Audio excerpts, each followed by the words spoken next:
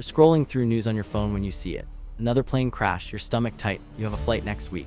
Suddenly you're thinking maybe you should drive instead. But wait, didn't you just read about that highway pilot last month? Maybe you should take the train or a bus or just stay home forever. The thing is, your fear and the actual danger don't match up. Not even close. Your brain is lying to you about which way of traveling is most likely to kill you.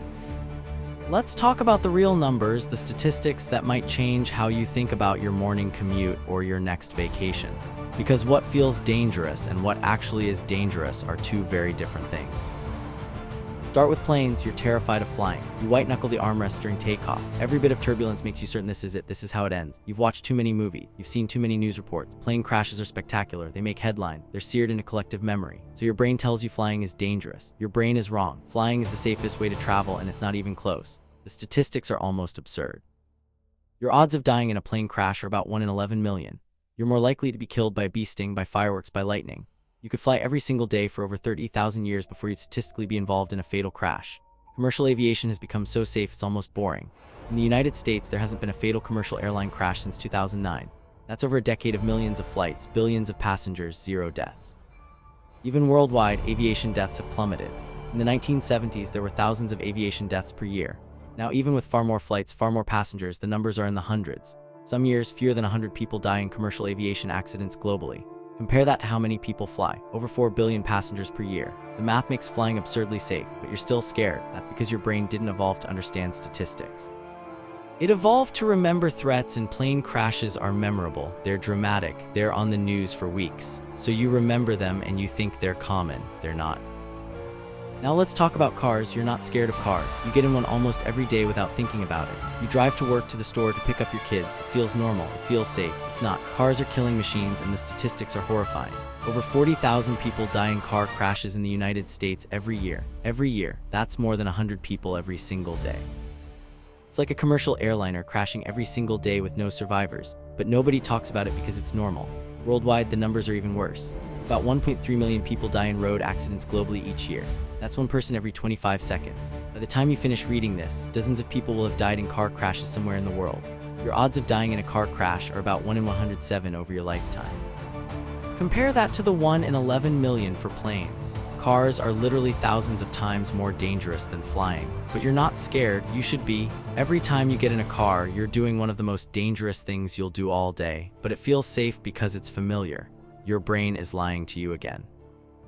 What about motorcycles? If cars are dangerous, motorcycles are death traps. The statistics are brutal. Motorcyclists are 28 times more likely to die in a crash than people in cars. 28 times. Per mile traveled, the fatality rate for motorcycles is astronomically higher than any other common form of transportation.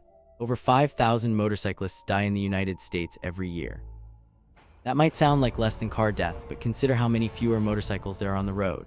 The risk per rider is massive. Head injuries, even with helmets, road rash, getting crushed between vehicles. Motorcycles offer no protection. You're exposed, vulnerable, and sharing the road with distracted drivers in 2-ton metal boxes. But people still ride them. They say it's about freedom, about the thrill. The statistics say it's about risk, serious risk. Then there are buses. You probably don't think much about buses. They're just there rumbling through cities, carrying people to work and school. Buses are actually remarkably safe. The fatality rate for bus travel is extremely low, comparable to trains and planes in many studies. You're far safer on a bus than in your own car. Buses are big, visible, and driven by professional drivers. They're involved in accidents, sure, but fatalities are rare. The size and weight of a bus means that in most collisions, the people inside are protected. It's the other vehicles that suffer. Statistically, if you're choosing between driving yourself or taking a bus, take the bus. Your odds of arriving alive are better. Trains are interesting. They feel safe. They're on tracks. There's no steering involved, no traffic, no drunk drivers swerving into your lane, and the statistics back up that feeling. Train travel is very safe, especially modern passenger train. Derailments happen, but they're rare. Fatal derailments are even rarer. In the United States, passenger train deaths are in the single digits most years. You're more likely to die walking to the train station than on the train itself. High-speed rail in countries like Japan has an even more impressive record. The Shinkansen bullet train has been operating since 1964 and has never had a fatal crash. 0 deaths from crashes in over half a century of operation. Millions of passengers, perfect safety record. Trains work because they're controlled, predictable, and run by professionals on dedicated infrastructure. What about walking? You wouldn't think walking is dangerous. It's natural, it's healthy. But pedestrians die all the time. In the United States, about 6,000 pedestrians are killed by vehicles every year. That number has been rising. Bigger vehicles, distracted drivers, poor urban design. Walking in America, especially at night, especially on roads without sidewalks, is surprisingly risky. You're small, soft, and easy to miss. A car hits you at 40 miles per hour, you're probably dead. The statistics say walking is more dangerous than flying, safer than driving, but the risk depends entirely on where you're walking and whether drivers are paying attention. Bicycles fall somewhere in the middle. Hundreds of cyclists die every year in the United States, thousands worldwide. Like motorcycles, bicycles offer no protection. Unlike motorcycles, they're slower and harder for drivers to see. Bike lanes help, helmets help, but sharing roads with cars is inherently dangerous when you're on two wheels with no metal cage around you. But what's the answer? Which transport is most dangerous? The statistics are clear. Motorcycles top the list for risk per mile traveled, then cars, then walking and cycling depending on the study, then buses and trains, remarkably safe, then planes, the safest of all. But you don't fear things based on statistics. You fear them based on how they feel, how they're portrayed, what you remember. Plane crashes are rare but memorable. Car crashes are common but forgettable, so you fear the wrong things. You drive to the airport terrified of the flight, never realizing the car ride is the dangerous part. You avoid flying and take road trips, increasing your risk while thinking you're being safe. Maybe knowing the statistics changes nothing.